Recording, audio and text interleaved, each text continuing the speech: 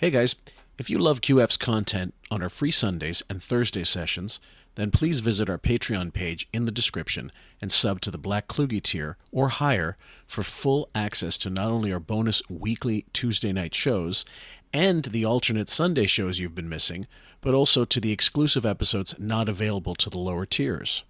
It's roughly the price of one coffee a month, and nobody at Starbucks will make you laugh like we do for that kind of scratch. In addition, when you sub to the Black Kluge tier, you'll get 2 weeks advance access to each Thursday session on Patreon before it makes it to YouTube. Robin, Ronnie, and Chris DeStefano. Been practicing that name all night. DeStefano. DeStefano. Chris DeStefano. DeStefano. DeStefano. Motherfucker. I told you to put that accent on the staff. Oh. DeStefano. Chris is... this is what happened. How do I not know? Chris DeStefano. DeStefano. So you, Ronnie, and Chris DeStefano are going to have to figure out what this guy's thing. Fuck. Let me say it a couple. DeStefano. Chris DeStefano, you and Ronnie are going to have to figure it out. And here we go again. Chris DeStefano. No, DeStefano. Chris, your last name drives me fucking nuts. How you doing? I'm doing well, man.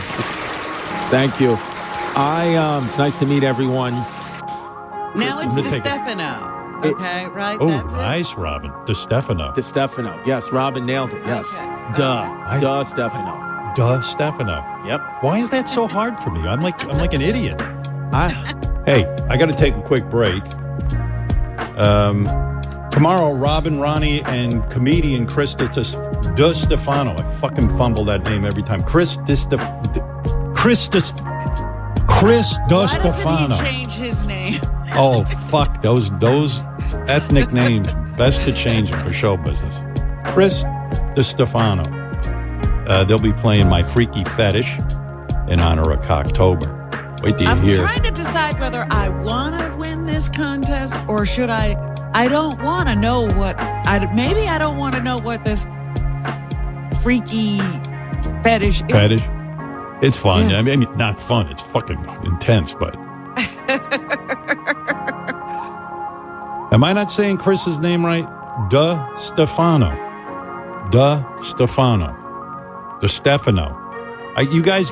These guys give me phonetics.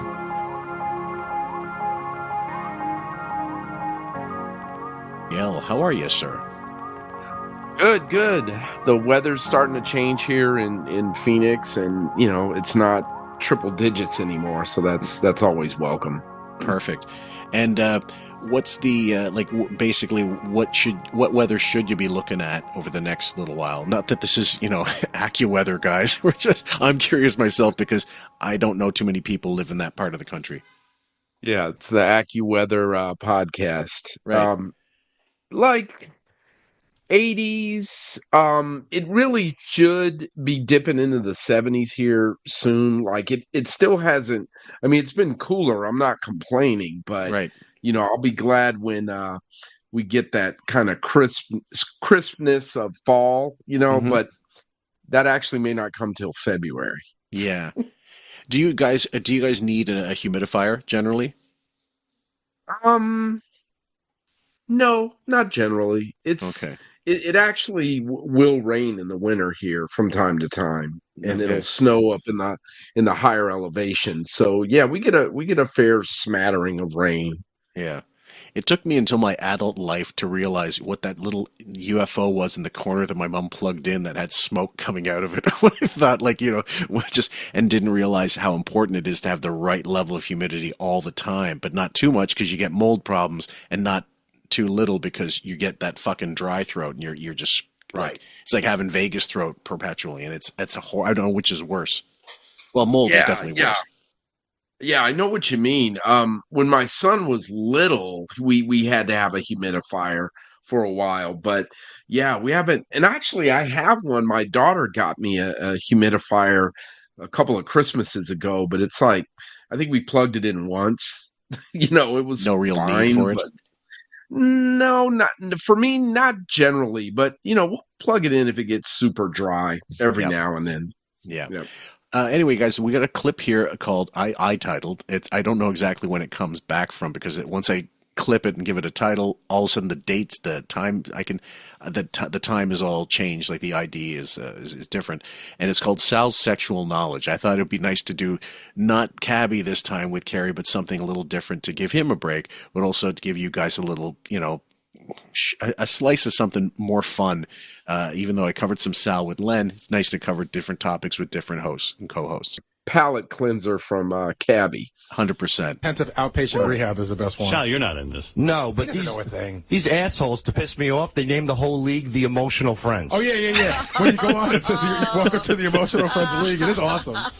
You know what's funny about that? I was thinking about the other day, like, that word emotional friend is the greatest thing. I mean, Sal's wife has an emotional friend, and Yeah. he's got to live with that every day. Dude, and it's such a funny word, emotional friend. they used to, you know what? They used to call it. we put 143 on the map.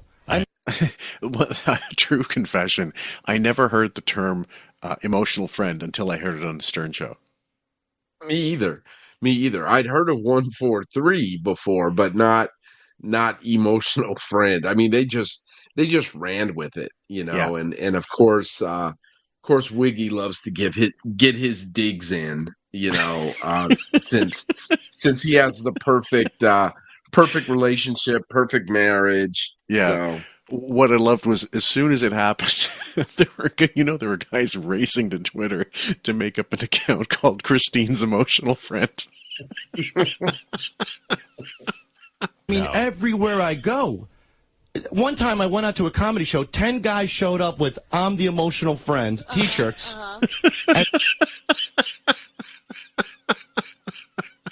Do you know the level of commitment needed to do that? We're talking. Yeah. Yeah. 143 on the back. If you were Jerry O'Connell, wouldn't your team be I Fuck Rebecca Romaine?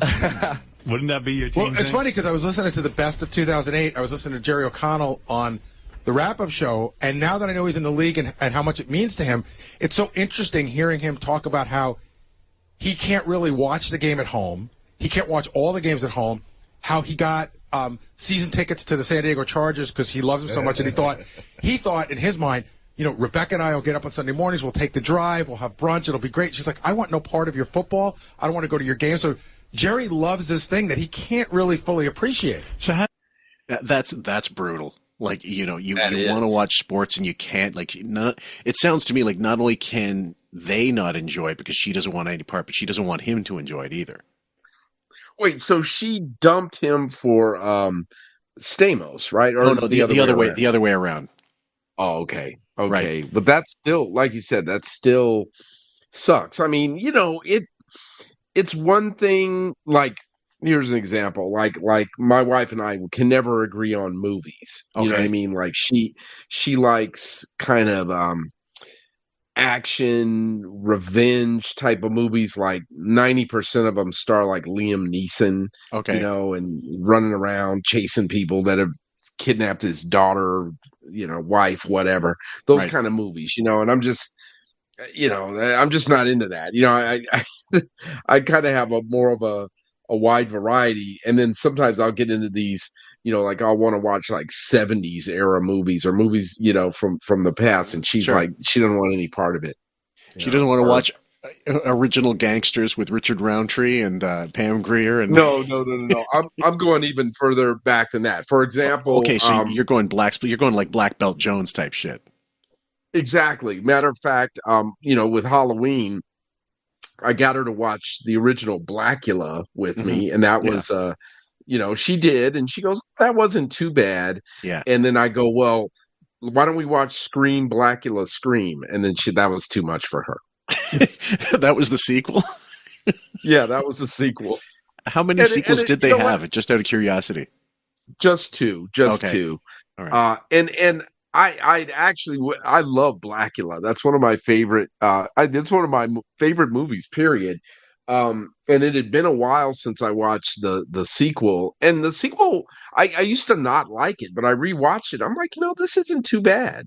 So What anyway, about but like during the blaxploitation era? There was a lot of. I mean, there were a lot. Like you couldn't watch all of them. It was almost impossible how many came. That the number that came out. It was next to impossible to keep track of all of them. Did you ever watch Hit with Richard Pryor and Billy D. Williams? no, I don't think I've seen that one. You got to check it You out know, because Pryor plays like an explosives expert, but there's certain points during the film that Sidney Furie, who's the director, I think just let him improv. oh wow, yeah, I've got it. What do you know? What year that was? Hit. It's Oh called God, it's HIT. HIT. And like I think it's actually HIT exclamation mark. So if you're Oh, looking for it, like okay. that's to distinguish it, I guess. And I can't remember who Hmm. else is in it, but they were the two. And Billy D's the lead, right? He's not the heavy. Hmm. And I think I can't remember the offhand. I think he loses his wife to a drug dealer has killed his wife or something like that. Something has Hmm. happened, but they all have a vendetta. He assembles a team together to go after this drug dealer, drug baron. Yeah, So to there's check that that one. out. Yeah. There's that one, and I remember we were talking about Black Belt Jones, but Jim Kelly, not the football player, Jim Kelly, the The martial karate artist. expert, Yeah. right? Martial artist. Hmm. He actually did have a film called Power Man, like based on the Marvel character, like Iron Fist and Power Man. But Right. I remember the only reason I know because I was looking for some kind of thing to Photoshop and I saw it and I changed it to Howard's face when Howard's in blackface on the PD Green show. I called it Power Bottom. So I think I I saw may that. I I may think, use that as yeah. the Photoshop for this one, just because not because it has anything to do with Sal, but because anyway. Did Right. you think you caught that one? Yeah, yeah, and I like vaguely remember that one. He was in Kelly was in another movie that I saw not all that long ago that I got Ina to watch like half of it and she fell asleep. It's called Three the Hard Way, and Yeah. it's let's see who's in it: Fred Williamson, Yep. Jim Brown, and Jim Kelly. And Yep. it's got some great music. I mean, a lot of black exploitation movies have really good music. Well, I never saw the film Trouble Man, but I certainly heard the Marvin Gaye album. Oh, right, yeah, And that's one yeah, of my and favorite Marvin Gaye songs, Trouble Man. mhm. The band behind him is just fucking killing and the title track is Oh yeah, incredible. Yeah. yep. And I mean, they're the big ones like Curtis Mayfield with Superfly, and there's an see now I feel like we're digressing into Yeah. the That's all right. QF black exploitation movie review, but That's all right. if I James Brown had a few. Hell, yes, Black Caesar was one of the biggest he did. right, but I was going to say another one of my favorite black exploitation movies is Truck Turner with Isaac Hayes. Okay. Have have you ever seen that? Oh Never heard of it. man, it's good. It's good. I mean, the music is awesome, and it's just crazy who shows up in it. Nichelle, wait, is it Nichols, yeah. Nichelle Nicholas? Yeah, from From Uhura Nichols, from Star Trek. yeah, from Star Trek. Nichelle Nichols, right? She shows up, and she's this madam, Okay. and I mean, brief thing. Truck Turner is like this football legend turned bounty hunter, skip tracer, Okay. and he winds up um, trying to bring in a pimp who has like a warrant, and he winds up killing him Okay. because the guy pulled a gun on him or whatever, and he winds up dead. And so Nichelle Nichols is her character is the madam, Yep. and she is going to avenge. The pimp's name was Gator. She's going to avenge Gator's death, and she is so foul mouthed. I mean, like it's shocking. It's Like the first shocking. time I Yeah. saw it, I was like, "Holy crap!" Listen Yeah. to her, yeah, like just swearing like a sailor, and it That's was great. it was really off putting at first, Oh yeah. Yeah. Well, do you remember Bob McGrath, who used to be a character on Sesame Street? A lot of people don't know this, but he used to do stand up. And wow. he would do dirty limericks like at the same time while he was doing Star Sesame Street.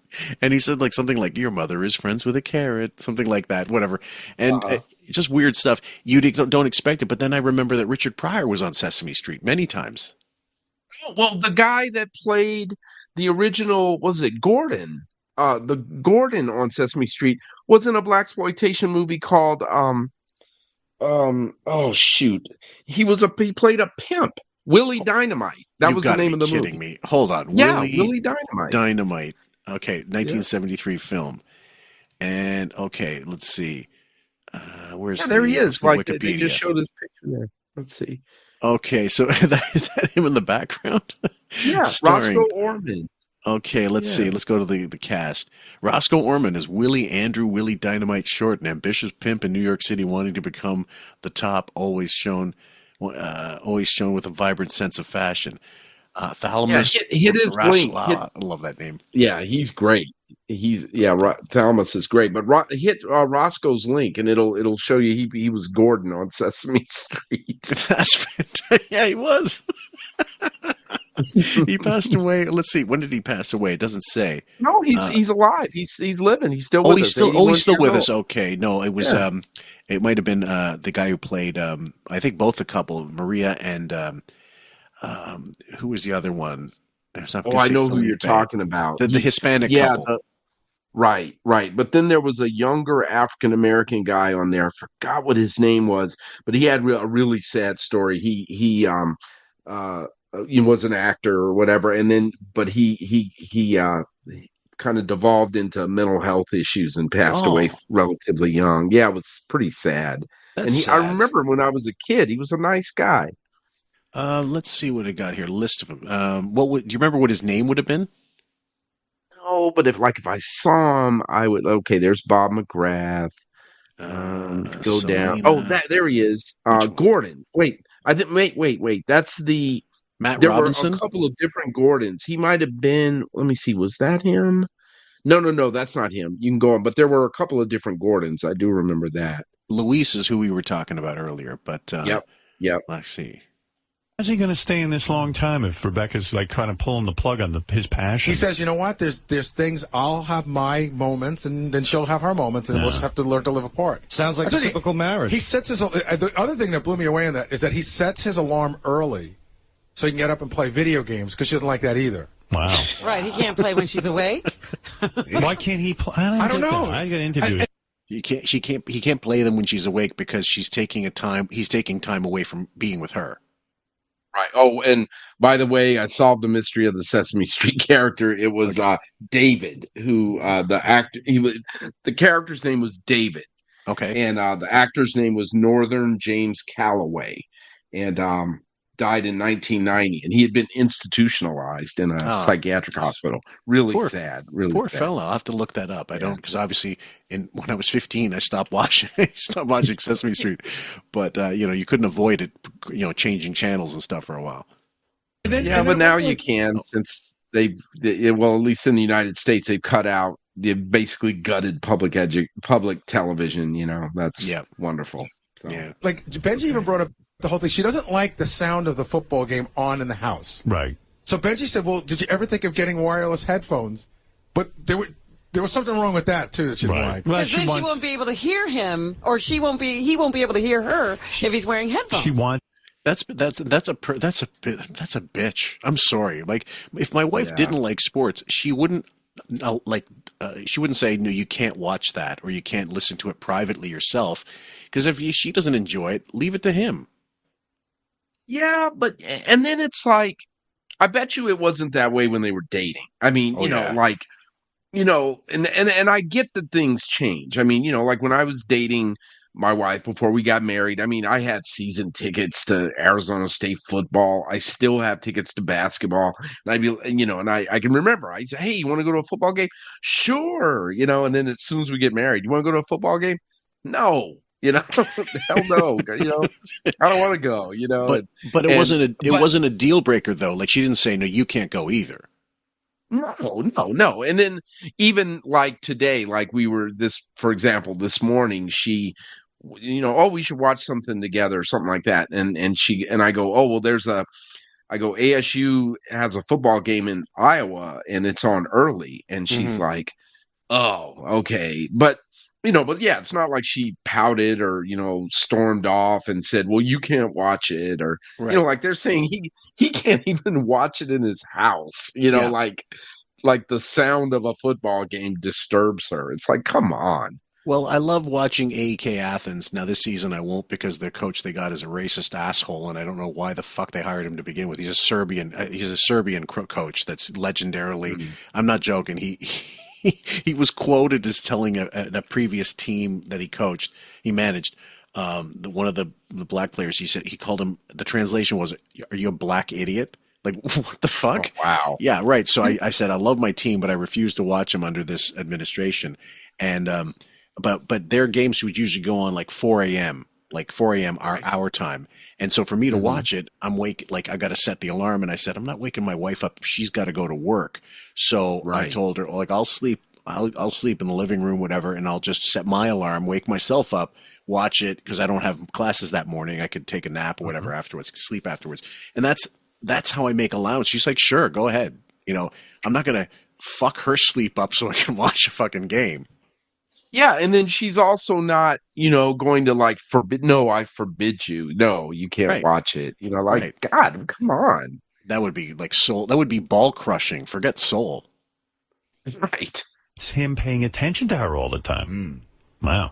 That's a lot of pressure. When she's awake, she needs attention. Yeah, well, she's used to getting it. Yeah. That's what you buy into. It's always paying the bills, paying the attention. What's going on with you at home? Paying attention. They want us to pay for everything, and they don't do anything in return. What's going on with you at home? Oh, it's wonderful. Yeah? Yeah. It's great. Are you going to be in hell the rest of your life? Hell started 13 years ago when I walked down the aisle, I think. Yeah. But no, you make the best of it. Right. You make the... This isn't quite Take My Wife, Please, is it? Oh God! Well, they were, from what I understand, they were like high school sweethearts or something like that, and they got married like that. But how many times does that work out? Not often. I only know one couple. They're still happily married. They had 3 boys, but they both come from tight families, so it wasn't surprising to me to make it work, because they're also really nice people. Yeah, I mean, I know there was a guy that I went to high school with that started dating a girl that I knew. I knew her, my friends were family, or were friends with her family, but she went to a different high school than the one he and I did. But they've been dating, I think they started dating our senior year of high school, maybe, and they're still together. I ran into them last year after a basketball game at Arizona State in Tempe. And and I was like, wow, they're still together. That's great. I like hearing stories like that. It's sort of, I guess it's the romantic in me sometimes, just saying like, well, that does happen sometimes. They do stay together. Yeah. They do live happily ever after and all that shit. Yeah. I mean, you never know, though. You know what I mean? Like, you don't know, but at the end of the day, like you said, they're still together. I mean, hopefully they're not, like, just doing that for the public, and then they go home and they're at each other's throats.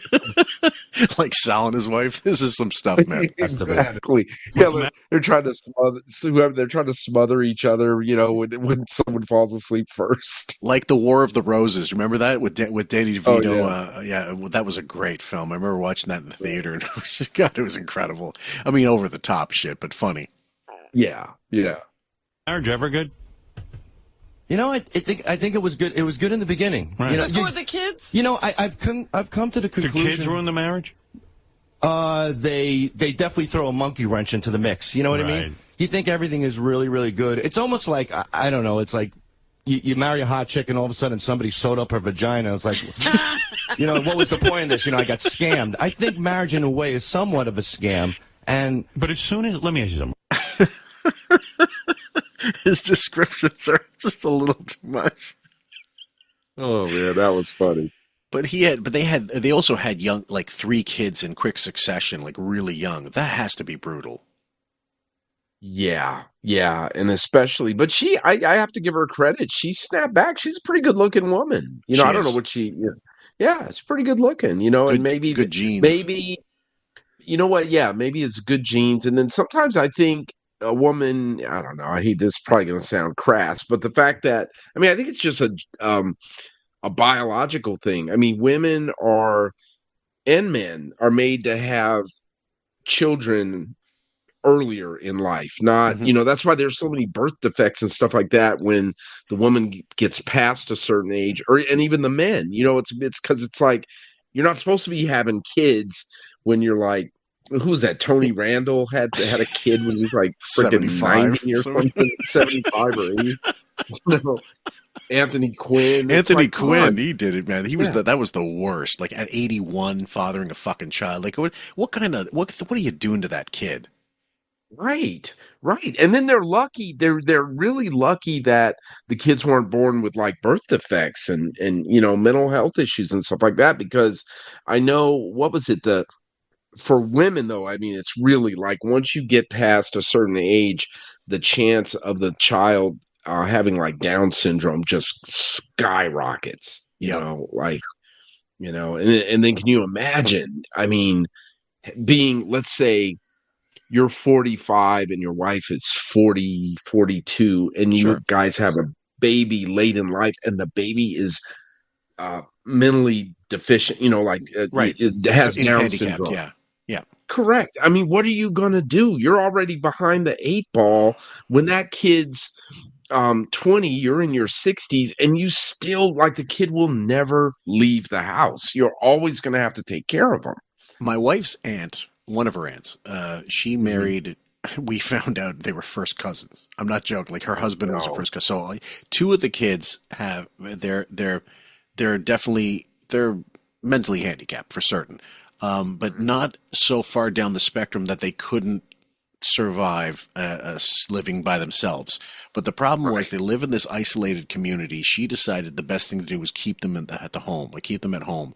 And now she's in her 80s, and the kids are still there, and they're in their 50s, and they never progress. Like if they had been taught, like now, there's special schools that didn't exist back then, but also special like training tools and stuff to integrate them into regular society and become working members of society.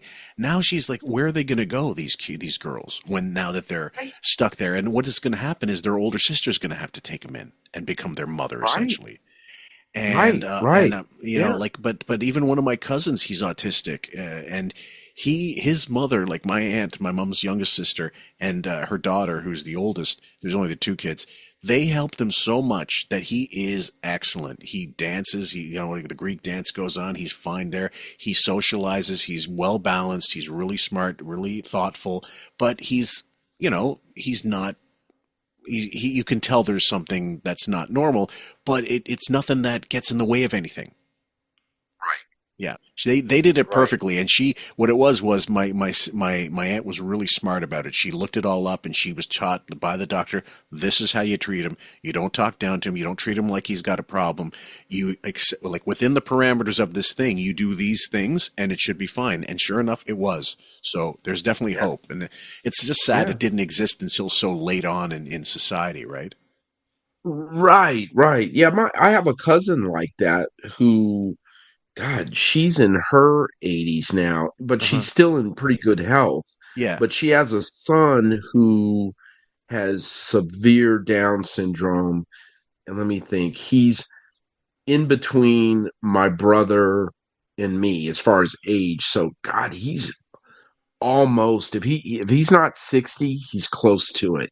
Yeah. And but he's functional in the fact that he's worked. He was, like works at a grocery store. He's kind of hard to understand verbally. I mean, Hmm. he can't drive, he can't do things like that. Right. And, when the inevitable happens with his mom, her brother, my other cousin he's probably gonna have to move in with my other cousin, Yeah. and her brother. And yeah, and it's just I don't know, he's remarried, he's been married a bunch of times, and all that stuff puts strains on, Absolutely. or it can put strains on a marriage, I mean, I just hope for the best for my cousin, Yeah. but yeah, man, that stuff, man, Yeah. It's already tough when the kids are a certain age or whatever, and you've got so many. But then you add that on top of it, like as you said, like a mental problems or sort of physical disability. Even I mean, they're all problems. And so Sal and his wife, it is kind of amazing they stayed married. And I think what it is the Right. kids got old enough to take care of themselves. They got independent. They left the house. They're in college or whatever. But also, he was able to be a good dad to his kids, and she was able to be a good mother, and they both, I think, saw past that and they worked around things. So I think they're fine now, but Yeah. they had to do some serious counseling. Right. And then, I mean, you've probably seen it as I have too, with couples that have children fairly young, and then the kids get out of the house. I mean, I believe it or not, God, this just came up. A bunch of buddies and I get together that most of us went to law school together, and get together for lunch. We're trying to do it like once a month to stay in touch or whatever. And Hmm.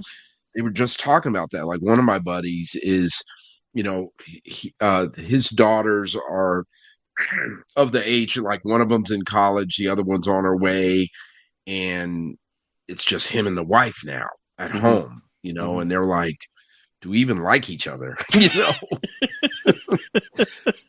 You know Well, what I mean? oh, it can be And like that, yeah.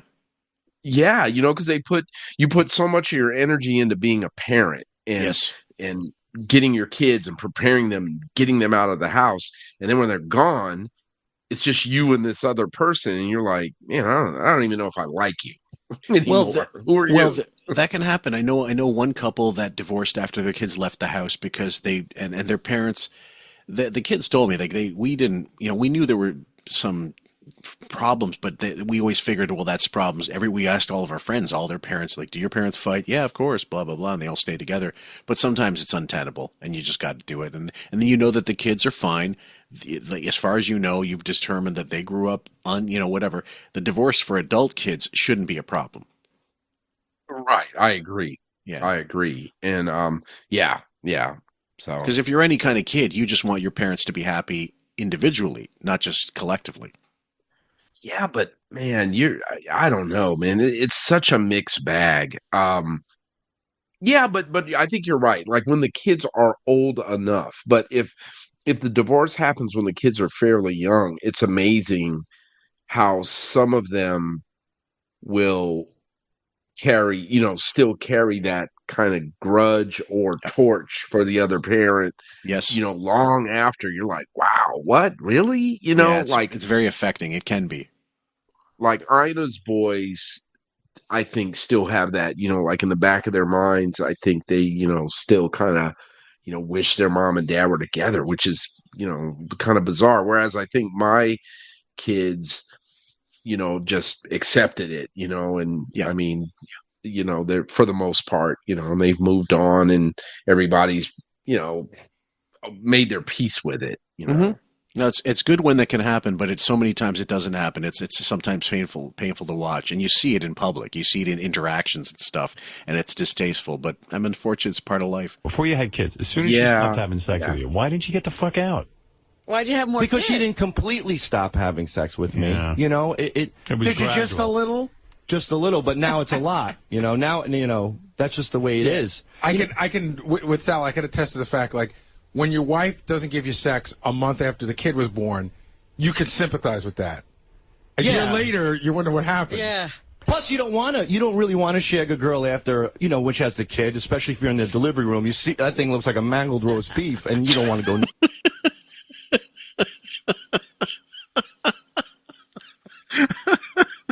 My favorite description, and I used to use it on stage every so often, was that a grenade went off in the deli counter. Oh man, that's what I'll never forget. I will never forget this. Okay, you've heard of that. I think we've even talked about it on the podcast before. Yeah. But the Jodi Arias trial, do you remember that? We Okay, did discuss that a little bit. Yeah. oh my God. Oh my God. I don't know why, but I was like at the office and I was working on something, and they had a live feed on the trial, Okay. and I just clicked on it for like really like background noise or whatever. Yeah. And for whatever reason, right when I did it, there was a they call it an Elmo. It's basically a overhead projector, but it's a fancy overhead projector that they use in court. And to this day, they don't know who did it, but I have my guesses. But they were putting someone put a picture that the victim, his name was Travis, Right. that either she had sent him or he had taken of her naked, and it was of her vagina, and that's exactly what it looked like. Did she sit on a grenade? I was like, oh my God. So, well, it's what we do with our minds. Unfortunately, it's like when they say toss your salad, it doesn't mean toss the salad anymore. But also, someone, rather than put a picture of a vagina, they said this woman's pussy, and they just said a picture of a Montreal smoked meat sandwich cut in half. Oh my God. Hear it. So a month I can understand, but after that month. What are you doing? Are you going to Rick's every day? I hear you go to Rick's every day. He was there last night. No, I wasn't there yesterday. No, I wasn't there. That's all right. But it is a wonderful place. There was a guy. I heard when you go to Rick's, every single person there knows your name. That's what I heard. I'm like Norm from Cheers Rick's over there. Is Cheers? Yeah. Hi, Sal. Hey, Sal. What's doing? You know what's crazy? The ironic thing is that married women keep these places in business. They do. It's wives that drive these businesses to make lucrative amounts of money. It's unbelievable. It's fun going when you're single. Right. Well, I have a question for you regarding Scores and the changeover to Rick's Cabaret, which I believe the guy Lonnie, who ran, I don't think he owned Scores. He must have ran Scores. Yeah, it's like the manager, I think. Right. So he ended up opening up Rick's Cabaret to and they departed with him to this place. So I'm certain Ronnie had the inside scoop, but I'm sure Ronnie was also involved in some of the illegal stuff that went on in Scores too. Not in terms of it's enough to get him culpable, but having seen it, knowing what was going to happen, they had to leave Scores. So how much do you think that carried over into this Rick's Cabaret? I don't know, because isn't Rick's Cabaret like a big operation? Like they have them in different cities or something? Like I could have sworn it's like it's like the Home Depot of strip clubs or something. Well, okay, the RCI Hospitality Holdings. Yeah. That's the name of Inc. Yeah. So previously Rick's Cabaret International Inc. There we go. Through its subsidiaries, operates strip clubs, nightclubs, sports bars, restaurants, and a media and convention company that serves the adult club industry. RCI went public with an IPO in 1995. Is listed on the NASDAQ Global Market under the symbol RIC. That's fantastic. Yeah. So so nightclubs, they got 'em, restaurants. Okay, here we go. 2025 indictments. Say there's a bribery scheme that in September 2025, the Attorney General of New York announced the indictment of 5 RCI executives in a bribery scheme that ran from 2010 to 2024. Rick's Cabaret starts showing up late 2000s, like 2008 or so is when Scores kind of goes the other way. The indictment alleges that an RCI comped and New York State Department of Taxation and Finance auditor with travel and free services at RCI's clubs. The auditor then allegedly gave the company preferential treatment in multiple audits, sales tax audits, saving the company $8 million.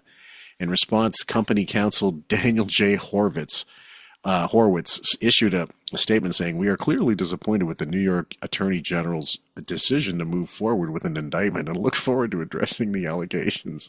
We remind everybody that these indictments contain only allegations which we believe are baseless. RCI and the individuals involved are presumed innocent and should be allowed to have their day in court." In a Securities and Exchange Commission Form 8K, RCI disclosed that the persons and entities indicted include parent company RCI Hospitality Holdings, Inc., subsidiaries Peregrine Enterprises, Inc., the operator of Rick's Cabaret in New York City, RCI Dining Services, 37th Street, Inc., the operator of Vivid Cabaret in New York City, RCI 33rd Street Ventures, Inc., the operator of Hoops Cabaret and Sports Bar in New York City, executives Eric Langan, Chief Executive Officer Bradley Che, Chief Financial Officers, 3 unnamed employees of subsidiaries.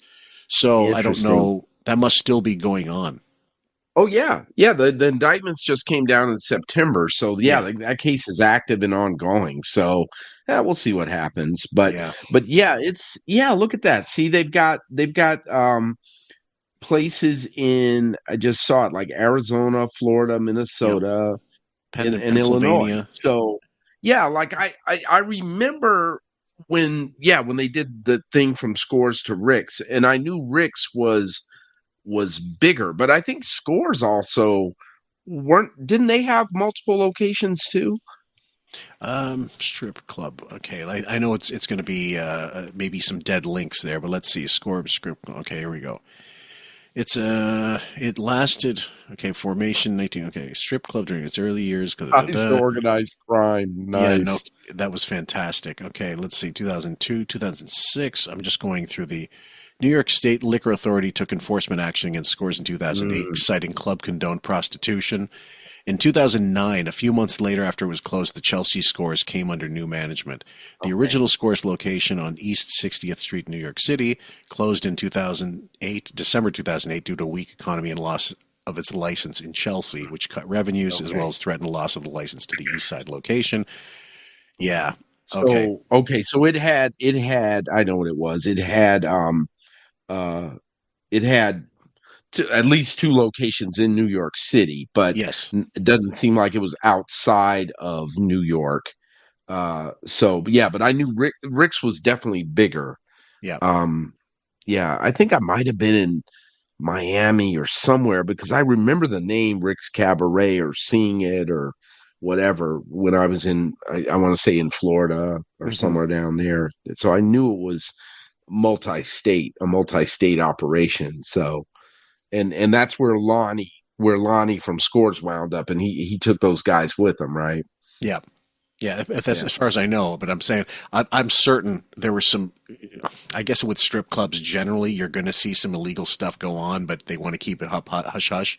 But the Scores thing, being mobbed up, that's a step above just casual, handing out joints when it's illegal in the state, that kind of thing. We're talking. They drugged guys to come in there so that they could get fucked over by the. Yeah, that was incredible. And basically get rolled. Yeah. You know what I mean? If it's not, what do you want more than anything in life? Just to be single? No, to be single. He wants death. No, I'm fairly happy. I'm happy here, and I'm happy with my children. And she's still seeing the emotional friend. You know that. No, you know that, don't you? No. You know how Robin's an expert on Artie? I'm an expert on you. You know your wife's still seeing the emotional friend. And she's texting or something, right? Better at. No, I hope not, Howard. But if she is, good luck to him. Wait a minute. Good luck to him. Why would you care at this point? Because I love my wife and I love my children. And is it a proprietary thing? Like you just what does that mean? No one wants to share their wife with an emotional right, friend. but you don't sound like you particularly like this woman. So why do you care who she's talking to? He wants the mother of his kids, right? Now it's the whole chicken and the egg thing. Is she being a bitch, or is she reacting to Sal being an asshole and then being a bitch, and he's reacting to really the causes himself? No, I don't think she understands. Like, I don't think she's ever, been in a relationship like that before, where basically where she's never loved someone or had someone love her. Like, so she doesn't even understand, you know what I mean? Like, that's kind of my take on it. But I'm saying, is Christine, like, when Christine's upset with Sal, is she really being upset with Sal like for no reason, or is it, he's upset at her being a bitch is really caused by him? Like, if he's not acting up or doing certain things or whatever, where does the problem stem from? Who's the originator? Oh, I see what you mean. I'm sorry. I thought you were talking about Robin. That's what I was talking about. But I don't know, Christine, man, it could just be they're just sick of each other. They've been around each other for 13 years, as he said. I mean, that's a long time, and he's probably not doing things that he used to do earlier in the marriage, and same with her. She's not doing things either, and they're I've seen it happen. You kind of drift apart, And then next thing you know, if somebody steps in or you allow somebody to kind of step in to do those things, then you got problems. Yeah, it's very rare in my history of knowing married couples that they literally agreed, like there were no cheating involved. There's none of that shit. It was just an agreement to like, we're not getting along. Let's just end this. Invariably, one person strays, and I think that's probably true of, I'm going to say 90% of marriages that end. Because it's very rare for people to come to an agreement, almost like a business proposition.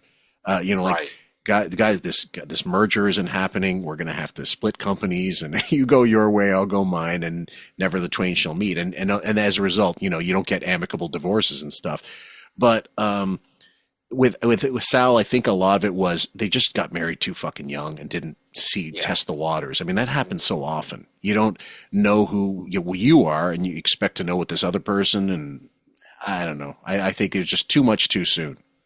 Yeah, no, I think that's pretty good analysis. But but like I guess when you get older, you kind of realize that marriage, it's a series of ups and downs. You know what I mean? Like you're not gonna, there may be months or periods of time where you're like really into the significant other, and then you're not, and then there are times that they're into you, and then you're not, and then there's times when you're where they meet, and you're like, all right, this is great again, and it's just ups and downs. I'm simply saying she could talk to anybody, couldn't she? Quite frankly, let her go fuck whoever she wants, but you go do the same thing. Yeah, but that's not good, and you're not setting a good example for the children. What is this example? Well, I grew up in an environment. My dad always, unfortunately, cheated on my mom. Right. And when your friends are calling you saying, "Hey, I saw your dad making out with a broad at a bar," right? Those are things that you don't forget. Right. Oh, that's the worst. I never had that, but I did have friends that were embarrassed by their dads going out drinking at spots where they were just way too old and very obvious, right? Wow. Yeah. Yeah. No. I never experienced that at all. But I do remember the one. I'll never forget it. Actually, I was I don't know, in my 20s or something. I had like a serious girlfriend, and we were breaking up, and I was all jealous and immature and stupid about it. And my dad was asking me, like, well, what's wrong? What's going on? And I told him, and he said, look, Cary, you can't control anyone else. You just can't. So he goes, for example, your mother, my wife, he goes, is she out screwing every guy in town? And he goes, I don't think she is. He goes, but do I know that for a fact? No. He says, but so I have to trust her. And that's how it is, man. I can't control it. If that's what she wants to do, she's going to do it whether I want her to or not. Yeah. And I was like, and as I grew older, and I'm like, there's a lot of wisdom in that. I get it. Well, yeah, I mean, and then so you're giving your trust, and maybe it'll be broken, and maybe it won't. And at the end of the day, you can't really affect. Like, there's certain things you can protect against, but ultimately, you're not. If you're going to be proactive and try to be like controlling, then it will happen. You're going to will it to happen. Yeah. Right. Yeah. Right. Yeah. And you can't. By being controlling, you can't control it. Like it's impossible. There's the direct opposite is what you think is going to happen is going to happen. Yeah, like you think, this will all work out well. No, it's shitty, and you end up, you may even push the person into cheating when they didn't want to. Right. A fuck you. Yeah, and I've had that happen. I've had relationships like that where I wasn't doing it, and like you said, that's exactly what happened. The woman talked about it so much, oh, that's what you want. I know that's what you're doing. Da da da. And eventually, I was like, oh, I might as well try it. You're already getting shit for it, so why not just earn it? Might as well do it. Yeah. Right. So I never wanted to. Well, what about when your kids hear that you dunk your balls in chocolate and put them on Richard? I'm doing that to put them through college. I'm doing it, for my children. So, you don't want to be in a position. When's the last time you had intercourse with your wife? Be honest. Not too long. About a month ago. A month? Yeah, a month ago. Jeez. How did that's that not happen? too long. Yeah, you know, it's funny. I said a month. I didn't even think, I thought that was good. I thought you were going to be proud. I didn't think you would say Jesus. But how did it happen? Do you luck up on it? How did that happen? Keeps nagging her. Yeah, pretty much. You know, it's just amazing the things that come out of her mouth. I think are just so funny. Like when that relax thing that she pulls. You know, I want to relax. People are in love. They have sex, and it's a form of relaxation. Right. And she says, "Well, my form of relaxation from sex is when you're done, you roll over, go to bed, and I get to relax." And I'm like, what do you mean? She says she doesn't want to have sex because she needs to relax? Yes. That's her excuse? She goes, and then my nickname is Commercial Break Boy. What does that mean? Hold on. Let it play out. When a commercial from the Oprah show comes on, I get to slip it in and get in and get out. That was a month ago. Yeah. Well, why did she give it? How romantic. There's a break in the fire. My gosh. Oh. Yeah, this, I hope people are listening that want the secrets to to have a happy marriage. Here it is. Now, I've heard, like, I understand that being the situation when, let's say, look, the kids are gone, or, the kids are asleep, they're finally asleep, we'll get it in there. Like, at some point when they're really young, like, if you get them to sleep, you don't have the energy to do anything else afterwards. So it's a moot point. So you're either going to fucking, Benadryl them, or something and knock them out, which actually I found out has the opposite effect. Someone told me that, what it does to adults, it actually gives kids energy when you give them Benadryl. Really? Yeah. Oh, wow. Yeah. Yeah, so you're not going to knock it. If you're going to slip your kids a Mickey, it better be like when I was really young. I'm talking like teething, I suppose. And Dad said my mom would take some ouzo, rub it under, the teething thing, whatever, to make the pain go away. And he said, sure enough, no problem.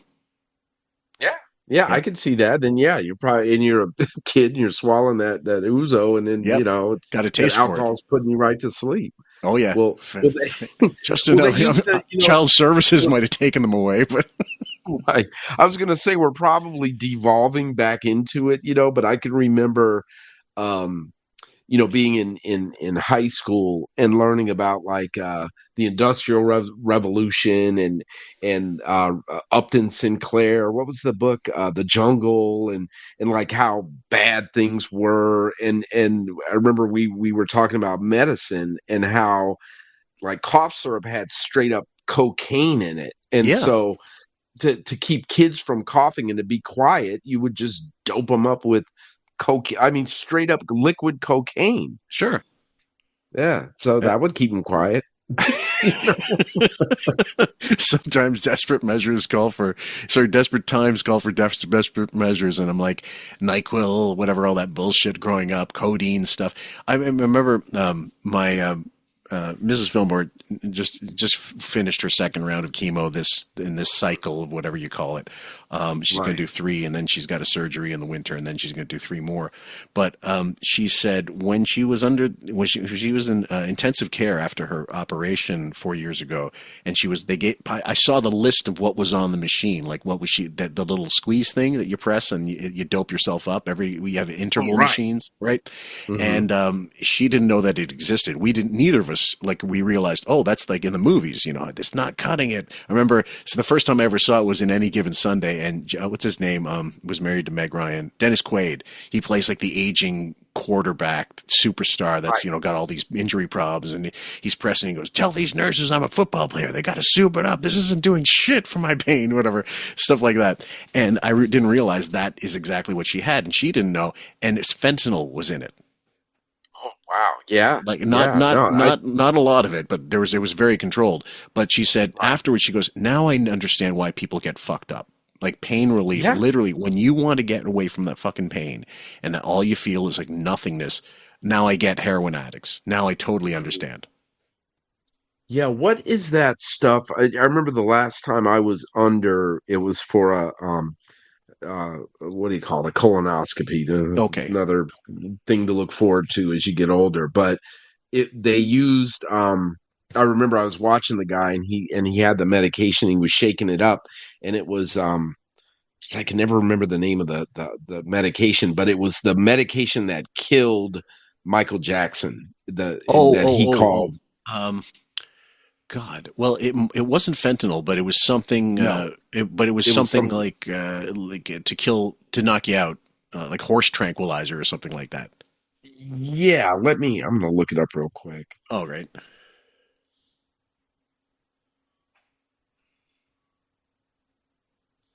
Let's see. Pro, I see now I can't pronounce it. Oh, Propofol. propofol, I think. Yeah, Okay. propofol. All Yeah. right. All right. Let's go into it, and you can do Okay. the reveal. 5, 4, 3, 2, 1. Yeah, I can remember the last time I went under for a colonoscopy, they gave me. I remember seeing the guy, the anesthesiologist or whatever, shaking up the vial or whatever it was, a profanol, Propofol. propofol, which is the same medication that killed Michael Jackson. That his doctor. I mean, it was the only thing that could make Michael Jackson sleep, I guess. And he would, I don't know where that doctor got that stuff from, because it's like a super controlled substance. And yeah, I mean, think about it. It puts you to sleep for surgery. Mm-hmm. That's how strong it is. And I guess I guess Michael Jackson's doctor gave him too much of it. But yeah, I mean, that stuff is, it's just like, God, I can't imagine somebody being like, yeah, give me that. He probably bought his last album and he was pissed off. God, yeah. Like the thing is though, the last time you need a guardian over where we lived. You need a guardian if you're gonna put yourself out to get you retrieve you from the hospital, so you don't like walk into traffic thinking green is red and red is green, and Right. And so they wouldn't put me under because my wife was working, and I said, well, she's waiting outside in the car, that kind of shit. That because I knew myself before, I'd had it before, and I'm like, I can get myself on the subway and just go home. It's not a problem. I know I'll get there. I might be sleepy, but I'm not retarded. And then I had to do an endoscopy but awake. And I remember they have a tube, like they're controlling you so you don't throw up. So many times I got the gag reflexes. It was one of the most uncomfortable experiences I've ever had in my life. If you can avoid it, guys, and you need to do an endoscopy for whatever stomach reasons, further below, get a guard, get a friend, pay the friend to be there so they can knock you the fuck out. It's best that way. Yeah, no, I see. I'm the direct opposite. If they put me, every time that I've been under, with the exception of the last time I came out of it, I didn't flip out like I normally do. But every other time, I mean, every other time there was a story. Like the first colonoscopy I had, I've had two now. The first one, they put me under, and then I woke up, and the doctor was like in the recovery area with me, or whatever, and he was just sitting there like watching, waking, hope, see that waiting I for you woke to up. wake up. Yeah. Yeah, and so I remember, I can remember being mad because I'm like, I go, well, when are you going to start the procedure? And he goes, what are you talking about? He goes, we just finished. And I go, you didn't do anything. Like I'm arguing with him. He's like, and he goes, yes, we finished it. Everything's fine. And I'm like, and I didn't argue with him. I go, yeah, okay, yeah, right. And then I go out, and my father was there to drive me home, and I think I told him, I go, I don't think that doctor did what he said he was going to do. And Right. he goes, what are you talking about? And I go, I wasn't in there. I was just there, and then I walked out. And he goes, Okay. Cary, you were in there for like an hour or however long it was, and he was like, just shut up and ride home. Yeah. Well, there must be some good shit because like I remember I think they also give you nitrous oxide as a gas, like to help put you under faster a little bit. I'm not sure, or maybe I'm not sure, like a breathing tube or just the oxygen, just in case. Yeah, the only time I've had nitrous oxide was I had a dental procedure, but I wasn't completely under, but it killed some kind of way. It killed the pain, so I didn't feel anything. But I didn't, it didn't. Well, I guess maybe it did. It kind of put me in a slight, but not complete under. And I think what happened? Oh, my daughter had to take me home that day. So Yeah, but I usually have like really weird reactions coming out of Weird. It's being under. like a drunk reaction, like whiskey asshole made an appearance. Yeah. Like the first time I can remember, I had my wisdom teeth removed, and my mother was with me. Yeah. And I came out of it, and I go, "Give me the keys." And she's like, "What are you talking about?" I go, "Give me the keys. I'm going to drive home." And she's like, "You're not driving anywhere. Get in the car." And I'm like, "No, I want to drive." And she goes, "Cary, get in the car." And I'm like, "Okay." And then as soon as I got in the car, I fell asleep. Fell asleep. Yeah, exactly. Imagine you had the keys. Well, I remember the real quick, guys. I'm sorry about these digression down medical like bunghole lane, but or whatever endoscopies, either holes. I tried actively. I remember thinking I'm going to try to fight the trank and see if I can like stay awake. Whatever. I've done that. Can't like it's like pissing in a forest fire. Nothing's going to happen. Yeah. That's so funny you say that, because that's what I did the last time when he gave me that stuff. I go, I'm going to fight it. You're not going to be able to put me to sleep. And the guy's like, yeah, right. Okay. Right. Yeah. I mean, they say count to 10. I don't think I got to 7. Same here. I think I maybe got past, and I think I got to 9, and then 8, I was done. But I remember thinking when I was going under, I go, this is some good shit. This must be heaven. Not to encourage drug-taking behavior, guys, but like when you want to sleep and you do sleep aids and stuff, I know in my history, like I have no problem sleeping generally. I get to sleep pretty easy, but when you want to and you can't, it's one of the most frustrating experiences you'll ever have, and there's no pill that works fast enough. Yeah. Yeah, no, you're right. You're right. Yeah, that's the worst. All of a sudden, a month ago, like why? What happened? Well, we do have sex and stuff, but a month ago, it was a little late at night, and I was just like, come on. I nagged her, like you said, and she's like, all right, let's go. Let's get this over with. Wow. You know what I mean? Sounds like fun. I swear to God, the way she takes her clothes off, it's like those guys in prison before they're going to get their assholes checked. She's rolling her. That sounds brilliant. Oh, my God. Good. He's got a way. He's a poet. Yeah. He's a poet. Let's go. Should they try to keep some clothes on, even like little not bit. get fully undressed? Yeah, that does happen. Like that way it'll be over quicker. I kiss her. She's like, oh, you got a mouth like a dog. I mean, it's Oh my God.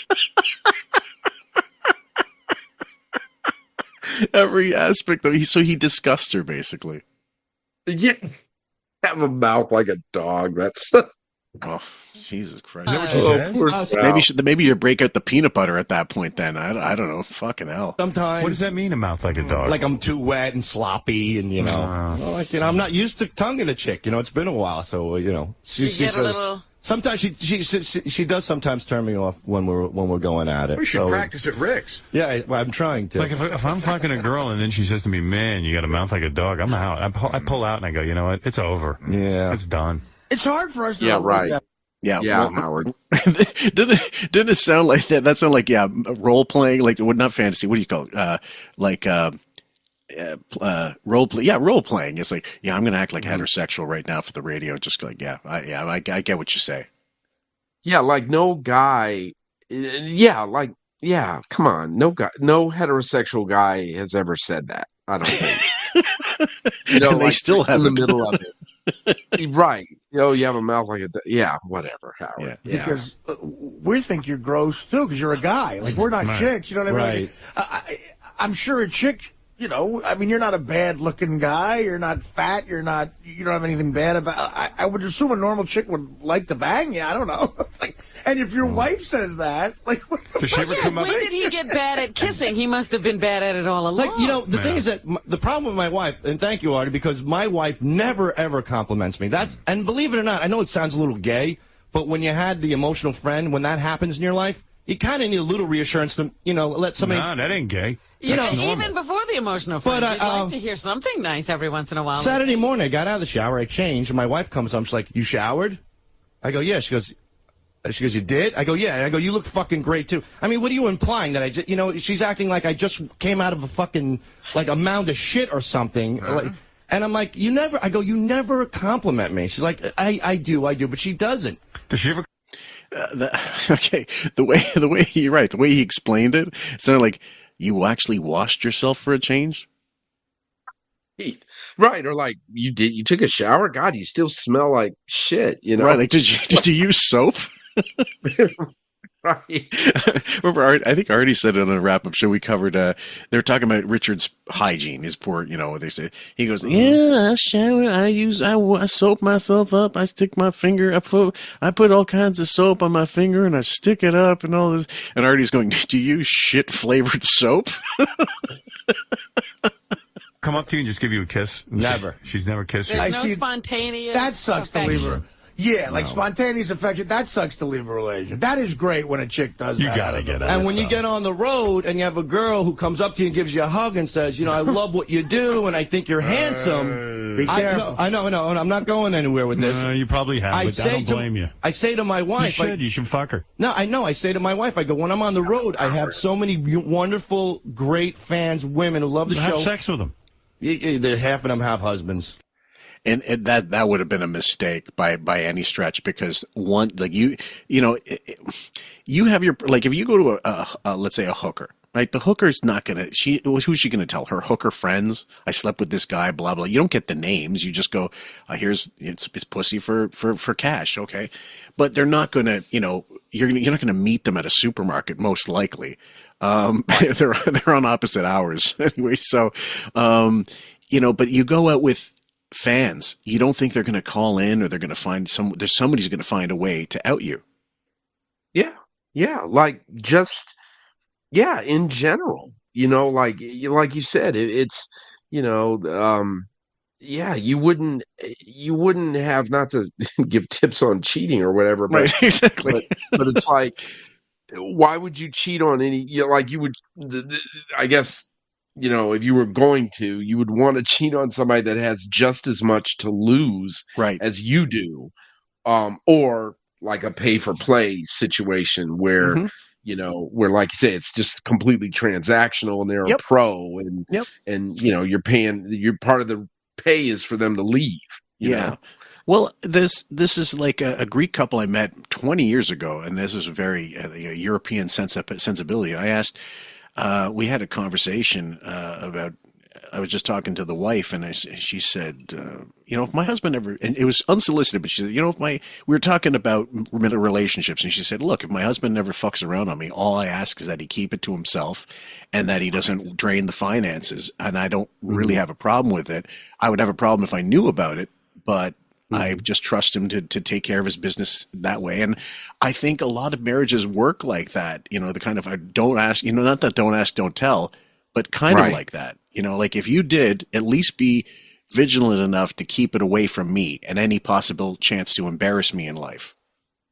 Right. To not have like the woman, call her and, or, oh yeah, I'm sleeping with your husband, blah, blah, blah, that, or like you said, the husband, is spending money and not spending time, and and all that stuff.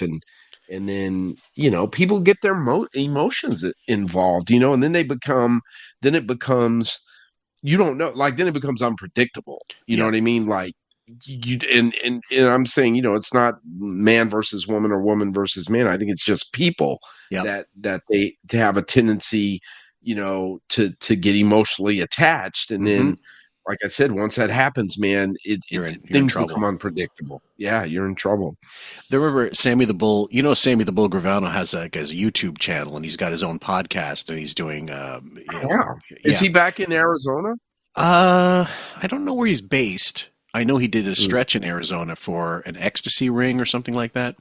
But with I think his son got involved, and it was a family thing, unfortunately. But he went at length talking about Carlo Gambino, the head of the Gambino family at the time, and he said that one of the guys that was a captain told him a story about being at a bar with his girlfriend, and then Carlo Gambino walked in. And the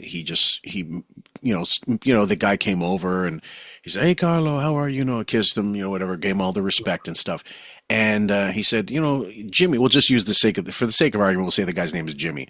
Jimmy, do you love me? He goes, "Yeah, of course I do." He goes, "I hope you don't love me like you love your wife." And he said, "Carlo, what do you mean?" He said, "Well, you come here with your wife, right?" He goes, "Yeah, often." He goes, "And you come here and you bring your gumar here?" like embarrass your wife in front of all you're parading. He says, I don't care that you do your business, but you're embarrassing your wife by you're saying, this is, you're keeping it in, you're putting it in the open, and you're going to make a fool of your wife in front of these people. So we don't do that. You're a man. A man's a man. You take care of business, but we understand that may be part of it. But don't ever do that to your wife, because I hope if you don't respect your wife, how are you going to respect me? Right. Yeah. Yeah. No, I totally agree with that. Old Guinea wisdom from and I mean that with all respect, Italian American QFers and international Italian listeners. I mean that with all due respect. So what? Not that I would anyway. Dude, you got to get out. Now Sal behaves himself on the road. I see it. But Sal, he looks like he's exuding a lot of willpower. Sal, you got to get out. No, I love my wife. No, you don't. I think I'm in a typical marriage. Jeez. It's become an arrangement. We're a partnership. You do this, I do that. You got to get out, dude. This is going to be how old are you now? I'm 39. I'll be 40. You're too young for this, man. You got your whole life ahead of you. Yeah. What do you got? 40 years left? And in terms of fucking, what do you got? 20 years left? 30? I don't know. Well, whatever the statistics are, and it's If you've got two. Yeah, I mean, Have come some on. Apparently, Anthony Quinn had 80 years of it. That's what we were talking about. But Pacino had a kid late, too. He was like 80 or something, 83, or not 83. It was about 80 or 79 or something. I every time I hear these stories, I think, you're an asshole. Well, and then these, I hate to say it, but, some of these women, that get involved with these older guys, and, and the hook is a kid. Mm-hmm. So, ka-ching, as soon as they have a child, then they're really in, but I think it's, I'm not going to lie, it's kind of funny to me when some of these women it just happened to Buzz Aldrin, right? Yeah. So Buzz is on his third marriage, and his wife is he's 90 or close to, and she was 60 something and croaked. So it's it didn't work for her. Same with what's his name? Gene Hackman. Same thing played out. Yep. The same exact scenario. So, and I always wonder about how that's going to work. I wonder if from what I understand, Hackman had a will and he had cut his kids out of it. Yep. And go ahead, please. Oh no, well I was going to say, so I would assume that he left everything to her, but she's gone, and he outlived her. Yeah, you know what I mean. They know for a fact that she died before he did. Right. So did she have a will? Or did you know what I'm saying? I wonder where that, or was there a clause in his will that said, in the event of her death, then it goes to, XYZ or the kids. Yeah. So I wonder how that played out. I'm curious. I guess I'm assuming it's still ongoing, because in a situation like this, maybe it's been settled. I don't know. But then you ask yourself, why did he cut his kids out of the will? Right. Well, that happens a lot. It happens a lot with people that have adult children from a previous marriage, and then they get married again. And then if you don't have a will, at least, it can vary state to state, but let's say, for sake of argument, in Arizona, let's say, okay, so I have my kids with my first wife. I get divorced, and I marry my second wife. If I die without a will, everything goes to the wife, the surviving spouse, period. Okay. And she cannot give anything to the kids. I mean, that happened. I remember there was a TV show. What was it? The Real Housewives of Orange County. This is years ago. Yeah. But there was a woman on there who was married to this guy who was one of these dudes that was old as dirt, but he's still trying to be young and dyeing his hair. And he would go on these sex tours of Thailand. And then he met some chick over in Thailand. I mean, who could not? I don't think she could speak English at all. But he married her, brought her over to the States, Fabulous. and he had two teenage daughters, and he gave both of them BMWs, but they were like he was paying on them, like they weren't. He didn't buy them even with cash. And then he had a heart attack and died, and he didn't have a will, and everything went to that Thai woman. And I remember on the show they were showing the bank or finance company came and repossessed those girls' cars, and they didn't get anything. I mean, not a cent. Well, I mean, the two most high profile things like where kids get cut out, I can think of offhand that come immediately to my mind is Jerry Lewis kids from his first marriage who were all cut out. Right. Never mind Susan, the illegitimate daughter who got fucking nothing. Right. But James Brown, he had kids with his last wife and excluded his previous kids. And I don't know how much of it is resentment, like fuck them, that never happened. Those kids don't exist. I think it's a shitty way to be. Like if you're carrying over your resentment from your first wife or first wives, whatever, to the kids that you had with them because you were too fucking stupid, or like own up. They're your kids. They're your responsibility, and they might be mistakes or whatever. They might be, maybe they're not mistakes. You love them. Like everything was directly planned and stuff like that, and you've since moved on. But don't mistake your first wife's kids for your first wife. Right. And a lot of guys, I think, do that out of resentment. I remember one of my oldest cousin, in fact, it is my oldest cousin, first cousin. Her parents got divorced when she was in her 20s, I guess. And unfortunately, my other cousin, her brother, passed away in a motorcycle accident, but he was like 19, great kid, really nice guy. Had the world by the balls and fucking died returning a video rental of all fucking things. Stupid timing. Random. Totally random. Yeah, and she would go to see, like, her parents moved on to other people, right, whatever. And then when she'd go see her dad, he'd say, "You remind me of your mother." And then she'd go see her mother and she'd say, "You remind me of your dad." And the worst thing you could say to these fucking kids, like, I'm to blame here, And I really felt for her because then she ended up getting divorced with her first husband and had 2 kids from it. And I'm like, the mistakes just keep repeating themselves. Yeah, that's too bad. Yeah, and I mean, look, the kids are kids. They didn't ask to be here. You the guys are the ones that created them. Better believe it. Yeah. They didn't, they didn't ask for this. But yeah, that's too bad. That's just really too bad. Yeah, look, I don't have kids, guys. I'm not casting myself as someone who knows all about child rearing and stuff. But those of you who, if you're divorced and you have a problem with the memories of the divorces, or whatever, remember, just leave the kids out of it. Unless you raised a couple of serial killers, then I get it. Like if your kids became like you want to put them in a blender, fine, I get it. Fuck them too. But otherwise, they're pretty innocent.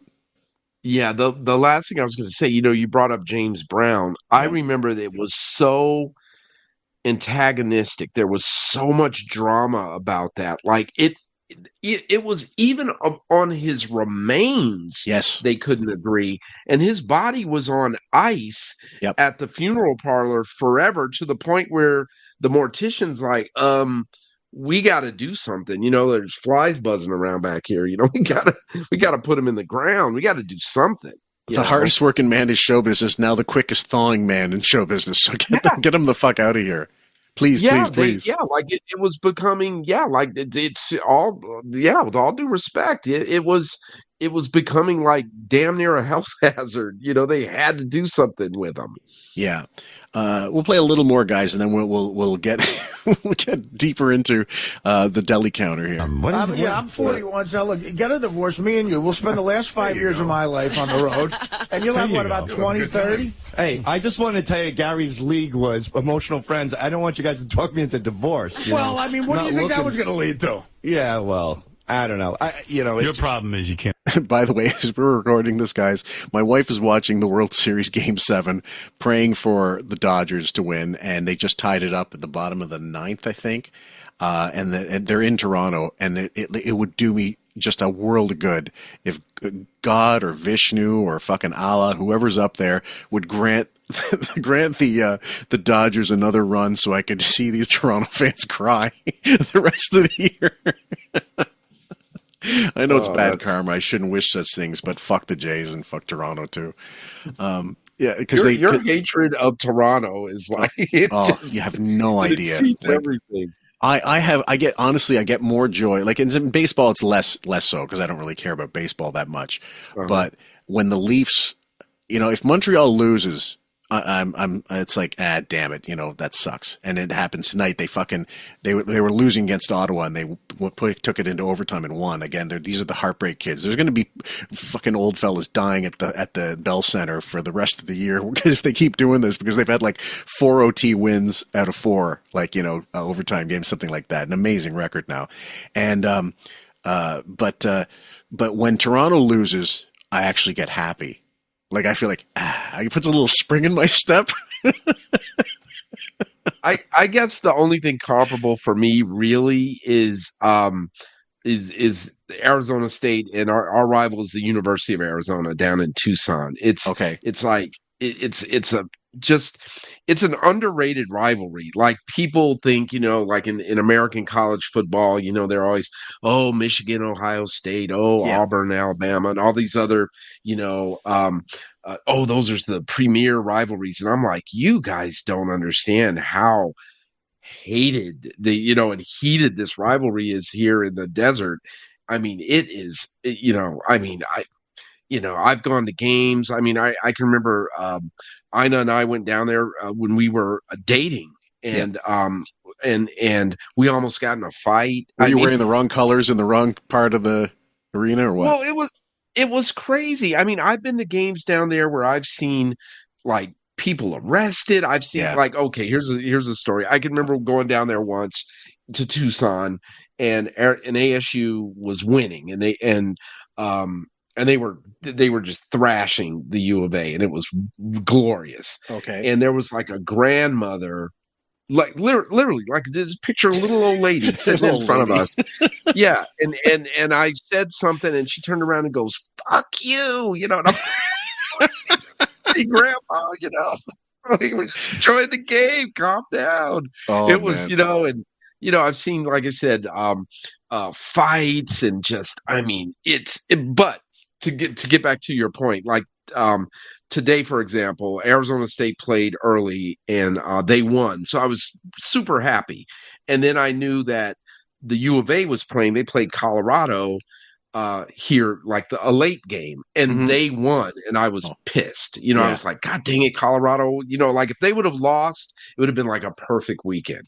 Oh yeah, that's well, like, yeah. Len and I talk about it. Manchester United, when they lose and Liverpool win, it's like the high goes extra high. It's not just exactly. You've got to relish in some failure in there as well. So like the Toronto Maple Leafs, making it to the postseason, not winning a single series for like 10 years, and then finally winning one and losing the next series, and then you're watching these guys doing their podcasts, and like there's one called the Steve Dangle podcast. Like he's got he's on a couple channels, and he does these meltdowns. But you see him at the end of a playoff series where they've lost, and it's just like a morose, looking at the game. And usually when they do lose the game 7s, it's a bad loss. It's like 4-1. Right. It's not in doubt. It's not in overtime. But right. I prefer it to be like just dangled. The stake is just being pulled away from the guy in shackles. So like, the Leafs fans are like that. And yet they're to blame because, like the Knicks, they fill up the fucking arena every goddamn game. And it's like, you want this. If you guys wanted to make a statement, you would stop going to these goddamn games and just say, we're not going until you start winning some shit. Right. No, I know what you mean. Yeah, like celebrating mediocrity. Where it's like the world is coming to an end. That's right. Like literally, the point is that we're gonna go watch the Knicks lose. It's not even we're gonna watch the Knicks. Like now I guess they got a better team. I don't know how they've been doing this season, but that fandom, like New York fandom, in light of whatever. Historically, I get it, but when you're talking about rivalries, when you're saying with Arizona, the rivalry you're talking about, is it historical or is it more modern? Oh, no. It goes way back. It goes back to it's kind of interesting. They started playing football in like 1899 or something like Okay. that. And they had before Arizona was a state, and they Yeah. had they called it the Territorial Cup, and it's like a little, I don't know, it's this little silver cup thing that's about, I don't know, maybe about a foot tall. And it was lost forever. They thought, oh yeah, they used to play for this thing. There's pictures of it. There's pictures of the teams holding it Sure. from way back time immemorial. Yep. And they found it maybe about 20, 25 years ago, like in a church, just, like somebody was sweeping up and they were like, what's this, in a box or whatever? And there it Wow. was. Yeah. And so, they've made replicas of it, but it's like a huge thing, like I saw it. I was at ASU. I was at Arizona State for something, Mhm. in the athletic building, and it was there. They have it like in a case, and Did they? seems like kind of like one of the things Mission Impossible, like where if you get too close to it, alarms Alarms go off, lasers and shit. Well, Yeah. so did they ever suss out how it made it to its way to that church? No, they were just like, we just thought it was lost, but here it is. So cool. Wow. Like they have no idea. Like it was literally missing for probably, I'd say maybe 6 or 7 decades. Like Wow. no one knew where, like how it got there. That person had probably died, 20, 30 years prior. Like they had no idea how it was. Yeah. It's a miracle that didn't end up in a dump. Yeah. Well, you'll know this. You're a soccer fan. Remember that whole story about the World Cup trophy, that the original World Cup trophy, it was kind of small. Yeah. And there was some Italian guy that had kept it throughout World War II, like hid it under his bed from the frickin' Germans. Right. And then it, the war ends and it's like, here it is. Great. And then it goes to Brazil. Brazil wins it, and they put it like in a department store window. And sure enough, someone broke in and stole it, and now it's lost forever. And now it goes on tour, like a lot of cups do. Actually, the people the new one that they've made, which is a beautiful fucking trophy, like really, really nice. And I used to think it is solid gold, like really. And they like the Academy Awards, they look like they're gold, right? It's a combination of shit. There's very little gold goes in an Oscar. It's like platinum, all kinds of different silver, nickel, a lot of things, copper, whatever, the bases of whatever. If they were solid gold, these fucking stars would be selling them right away. Oh, right. Yeah. Tell me about it. But that the original gold cup statue was gold. Yeah. And they're like, it's gone. Like they're almost positive that it got melted down. Oh, and, certainly. Yeah. And it's gone forever. Oh, well, Jesus. That feeds a lot of drug habits in Brazil, that trophy. Yeah. Oh, fuck. Can afford to get divorced right now because you got the 3 kids, but cheaper to keep her. Cheaper to keep her. Yeah, I did talk to a guy once. He says, what do you make? How many kids do you have? What's your debt? He wrote it all down on a yellow notepad. He looked at me like I was retarded. He chucked the pad at me and goes, financially, you're fucked. Who was the guy, Dominic? I don't know. Let's just say spaghetti in a ceramic plate busted over somebody's head, but not Dominic. Listen, you know what? He's telling you the truth. You mean tell me Dominic looked at your finances and said, hey, he threw the book at me. He literally threw it at me. He said, just go home and work things out. He said, get out of my office. You make me sick. Of all people. Dominic did do, if I remember correctly, he did family law, right? I think he did divorces and stuff. Yeah, he did. It was infamously, he presided over Anthony Cumia's ex's trial, like the divorce trial. So he was his wife's attorney for the trial. Yeah. Okay. And Cumia lost a boatload in that divorce, and he was very bitter about it, as you might understand. But it was the fact that it was Dominic was just all the worse because that's a stern, sycophant, whatever. And then Dominic went to asked him for a job later on. When he fell on hard times. I'm sure he's still alive, but I wouldn't even think to get in touch with him. He's such a scummy character, Well, I was going to ask you that. I thought Dominic might have passed away, but he's still around? I think he's still around. Not sure what he's doing or if he's, not homeless or whatever. Maybe he's living with his son. I have no idea. I think I know, but it's been years since I looked it up. I know Yeah. he got in trouble with the New York bar, but I can't remember if he got disbarred or just suspended, and if he's practiced. I want to say, I think he got disbarred. I think he I got can look it up, disbarred. but There's just too many charges against him and stuff. And I mean, yeah, I can't imagine him being able to keep his license for that after that shit. Because the stuff, if you read the story about Dominic, which we may do one day as a show, you and me might cover that. that would be a good one. I think it's a good episode, even because it's Stern adjacent, So, Right. But we'll work into another show, guys. Math, you can't get out. He did the math and he said, "You're in." Billy, get him out of here. Because there's no money. He goes, wait, because he's in doing the math. He's like, there's no room where you're going to pay me $200,000. That's right. It was the only time he didn't have to use a calculator. Everything was one digit. Kathy, you're on the air. Hi, Kathy. You know what, Sal? You're an asshole. I wouldn't fuck you either. Right, good. You know what?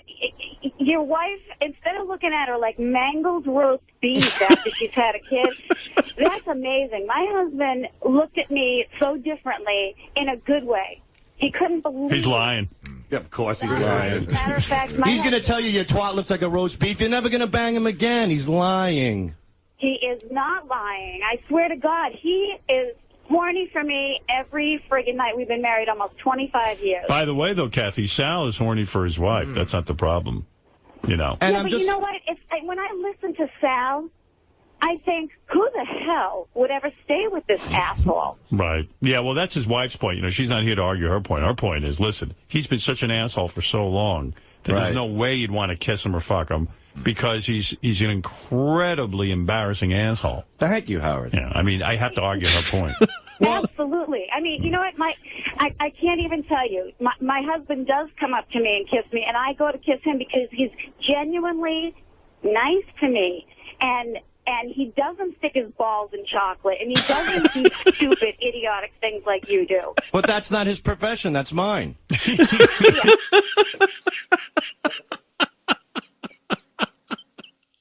Can't argue with anything so far. No. Sal's been pretty much spot on this whole episode. He's been on the money. I think so. Let me just the way she explained it though. She said my husband's been sexual to me for a long time. Hold on, let me get this SNL ladies man. Okay. By the way, Dominic, I was just reading up on him. He got suspended, not disbarred, but he said in 2011, and he announced, I'm using air quotes, announced his retirement around then. When that caller called in about, her husband's been 25 years, nailing her and stuff like that. And it made me think of this scene, this part of the ladies man in SNL, the sketch. It was a cold open. I think the first time they ever did it. I never fucking laughed so hard. Now, how old are you? Well, I'm 76 and the little lady is 80 years old. Yeah, well, that's disgusting. No. That is not good. I'm sorry. But I must say, after all those Viagra's that I just took, it doesn't sound that disgusting, Now, how's that 80-year-old ass on that old lady of yours? It's a humdinger. Oh, damn, that sounds good. Well, good luck, old dude. He's talking about the joy of Viagra. That old. Wasn't that a Norm Macdonald joke? He goes, yeah, so all these guys who are impotent, they're taking Viagra. So now who has the big hard cock? The big 80-year-old dude. All of us regular guys are left with our measly little cocks. Guys like Spade over there can't get it up. And hey, Bob Dole's got a big dick. Anyway, just a little bit more, guys, and we'll wrap this one up. His profession is sticking his balls in chocolate. Yeah, that's what I do. How do you put that down in your tax return? No wonder he doesn't get paid that much. No wonder you can't afford a divorce. Your profession is sticking your balls in chocolate. It is pretty bad. you know what? I don't know. I don't know how she puts up with you. And well, you can move in with her, okay? And you can figure it out, all right? Because you know everything. Over on I don't know vacation. everything, but I do know I've been married for 25 years, like I said, and you know what? It's not always easy. I never said it was. Hey, on vacation, didn't you take your wife to California over Thanksgiving? Yeah. Did you guys have sex at all in California? No. No? On a vacation? That's pathetic. That's pathetic. Hey, before I hang up, That's like it's my fault. It is your fault. Okay. But anyway, Artie, Yeah. I just finished your book, and I love it. #1 bestseller. Wow, you can read. It's amazing. You're such an idiot, Sal. Sal, please, how dare you? The book is great. This is Artie's fan. Stop it. Hey. My agent, Don Buckwell, just said he finished the book. He loved it. He thought it was great. He says, have you read it yet? I said, I work with Artie. I haven't read it yet, but I have it all scheduled out for my vacation. Yeah, right. Fucking reading a book. If it's not being fed to him word by word, he's not getting anything. Exactly. Yeah. Anyway, guys, we're going to leave it at there. The caller goes on for a bit, and Sal has a couple other stories, but we'll save it for another time or a continuation if we do more Sal stuff. Did you get the dedication on the last one? I can't remember. It's been a while since we recorded. No, I think you did. I think you did, but I'm trying to. I'm thinking of like some kind of like maybe a blaxploitation thing we were talking about. Well, oh man, if you could do the theme to Truck Turner, that would be awesome. Do you know who? Hayes? So Isaac Hayes did that one. Okay, the theme to Truck Turner. Okay, I'll do that. That's perfect. And by the way, did you also want to talk about your wife's book? Yeah, that'd be great. Yeah, my wife Ina wrote a book. It's called Memoir of a White Sheep, and it's available for pre-order now. Pretty much everywhere, Amazon, Barnes and Noble, Apple Books, and the digital version will be out December 31st of this year. But like I said, you can pre-order now, and the softback and hardback will be available for shipping after December 31st as well. So yeah, she's real excited about it. I not to toot my own horn, but I helped edit it, and man, it was the first few chapters are really hard to read because she went through a lot of abuse in her childhood. It's really tough to read, but you know, once she moved away from Lawton, Oklahoma, and moved to L.A., things picked up, and her LA stories. I know I've talked to you about them in private, and then I think even on the podcast. She's got some stories, man. They're pretty funny. Well, that's enough of a sell for me, but it was just enough. The human interest angle was already fascinating enough for me, and I prefer that. I don't read a lot of fiction these days. I don't find I enjoy it that much anymore. It depends on the author, I suppose. I like travel writing, and I like nonfiction, biographies, autobiographies, biographies more because you tend to get the stuff that they don't want in there, that kind of shit. Right. If it's famous people, but yeah, that sounds great. So December 31st for, let's say, the Kindle version or whatever the e-book, and will she be doing an audiobook? That's a good question. We talked about that. I don't know, but and another thing, it's funny, I guess apparently now with AI, there are a lot of AI books out there, which is BS to me, you know, and I definitely, like, she could probably do an audiobook with an AI voice, but I wouldn't want her to do that. I mean, if she didn't do it herself, I imagine she would do it herself. But if she didn't, I would want it to be at least a live person reading it, and not AI, because it's still not perfect. Words get screwed up and everything. Yep. I've toyed with doing narration, like putting myself out there as a reader, like right, and certainly not, but under another name or something, like maybe my real name, But then I realized it's not like it's these days. You're right; it might be AI doing most of the stuff, because if you talk into like AI. Software, and like give 90 seconds, maybe 5 minutes if you want, like of audio, yourself talking about anything, they can do a pretty goddamn good job of transcribing anything in your voice. The problem is you do have to still go through it like you would editing the print, because sometimes they get it wrong. Like even the intonation could be completely wrong, and then you end up having to fucking like record a word, plug it in, and then it still really sounds awful. Yeah, and even, I'm not even gonna lie. I was a pretty avid, watching a lot of historical stuff on YouTube, and now I almost don't watch YouTube as much as hardly any anymore because everything's AI generated, and it's like, there for clicks, and they're, telling you something you already know, and then on top of everything, it's that AI voice, and you're just like, this is BS. Why did I even click on this? I'll give you an example of you can hear the two audio sessions in the same voiceover. It's in the opening scene of Casino. I'll see if I can find the exact moment. Right here. Listen carefully. You can hear in the first 20 seconds or first 10 seconds, you can hear something was clipped in the middle. So they had to loop something, and he sounds completely different from both takes. Before I ever ran a casino or got myself blown up, Ace Rothstein was a hell of a handicapper. I can tell you that. Do you hear that? Did you hear that separation? Yeah. Uh-huh. Yeah. And so if it's even stuff like that, like if people pick that up, they can certainly pick out AI. Yeah. Yeah. Usually, it's usually on uncommon words or place names and things like that. The scary thing to me about AI is going to be when you cannot tell. Yes.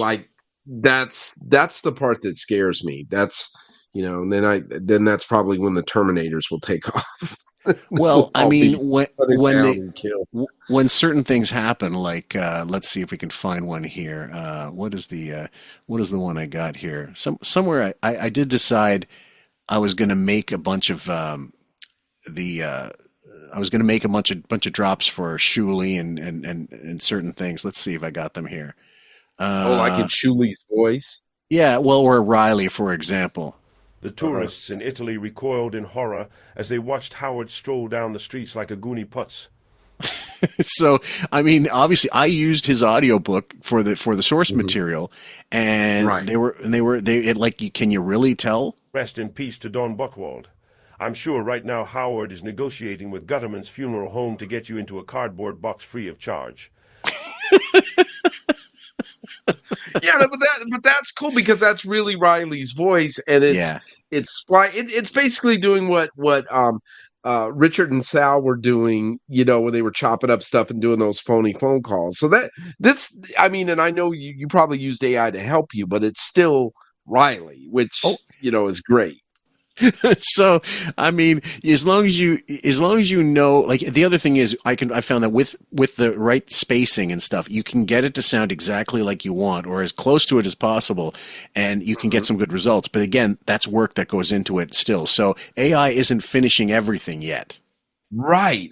That's what I mean. Like there's still, even with that, I mean, the way I look at AI, it's like it's a tool. You know what I mean? Like, but what I worry about is when it's no longer the tool. It takes over. Like it's you cannot tell the difference between reality and AI, which I mean, just scary, like what can you imagine like in sports or something, where it becomes where you can't tell, and it's like, well, I don't want my team to lose, and it's like, oh, okay, well then, you can watch your team have an undefeated season if you want. It's fine. Just order it up.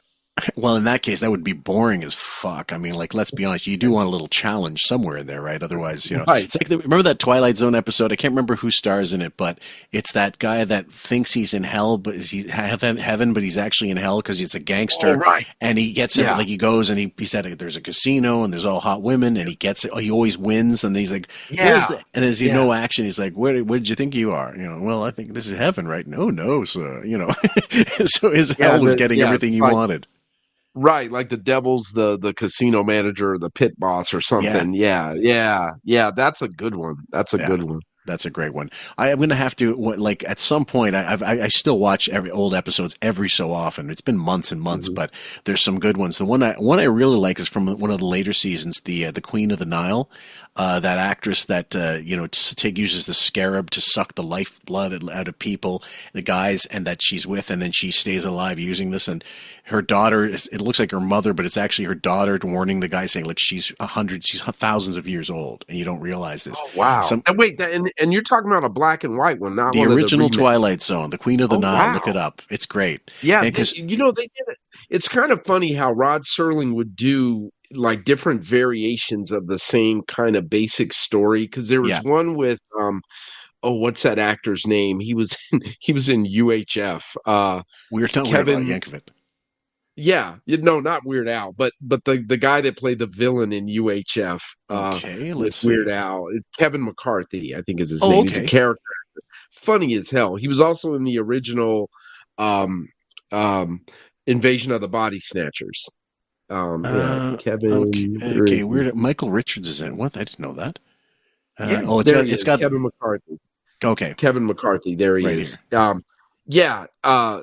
He was in an episode with very similar to what you're talking about, where he was like thousands of years old, and he was getting ready to marry this college professor's daughter, and he was a professor as well or something, and the older professor, the father, caught on, and it's like, we've been working together now for 13 years or whatever, and I notice you haven't aged, and blah blah blah blah, and then some old lady shows up and winds up shooting him or something, and then he turns to dust. So, Long live Walter Jameson is the episode. Yep.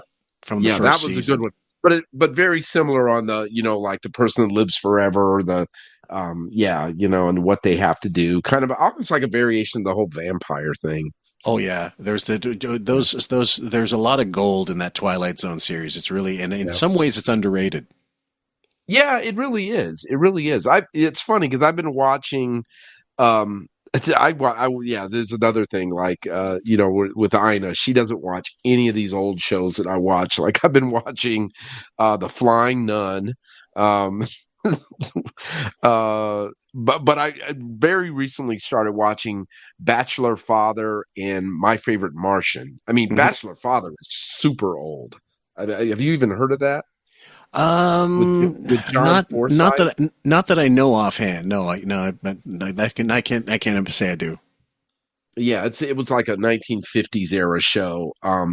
John Forsythe was the lead, and he played. It's funny because I remember that show, watching it on like Nick at Night or something like that when I was in college, and it's about this lawyer in Beverly Hills that his brother or sister, I can't remember, they brother and sister-in-law or sister and brother-in-law die in a car accident, and they have his niece who's like a preteen, and she comes to live with him, and all the him and his Chinese houseboy, and and I could remember watching that in college, but this was before I became an attorney, and I was like, oh man, when I'm a lawyer, life's gonna be just like that. I'm gonna exactly. I'm gonna live in a mansion and have a Chinese houseboy. It's gonna be freaking great. I'm like, well, it didn't quite turn out that way, but still, you're not going to complain. No.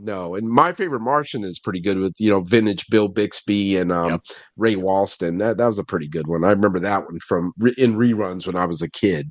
Yeah. My only, my sadness for Bill Bixby is not that he died of cancer, is that he died, like, his last gig was directing an episode of Blossom or something like that.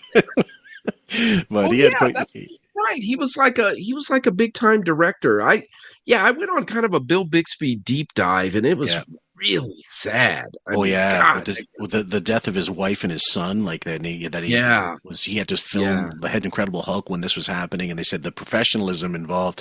He was quite well respected and really, really. Like he always had work. They must have loved him in the industry because he was just he was on so many shows and then never stopped working up until he passed away. And even his take of his own cancer, like when the last interview he ever did, if you guys watch it, it's heartbreaking, but it's still like very moving in its own way. Yeah. I think Lou Ferrigno said though that you could tell, like he was a consummate professional, like you were talking about. Yeah. But he did say that when his son died, something changed. It definitely changed him. I mean, and how would it not? It's just it's sad. He just had a tragic life, but I guess he lived it the best he could, the only way he could. So yeah. Anyway, guys, not to send on a down note, but we put a nice We have a nice arty audio clip that always sends off the show in a nice way. We hope you appreciate this episode and you like it. And when put your pre-orders in for Cary's wife's book, and I'll put the link in the Patreon for you guys to follow, as well as on the YouTube channel. So have a good one, guys, and take care. We'll see you on the next one. All right, thanks, and we'll see you guys next time. How you doing, man? I'm doing fine. They're doing great. If you weren't a boxer, what would you be doing? To lie to somebody. Do you think there should be random drug testing for athletes? Yeah, but most athletes are more clean anyway. They just go through a head thing. I mean, they just make everything clean, so yeah, they should. Can't believe he went into boxing.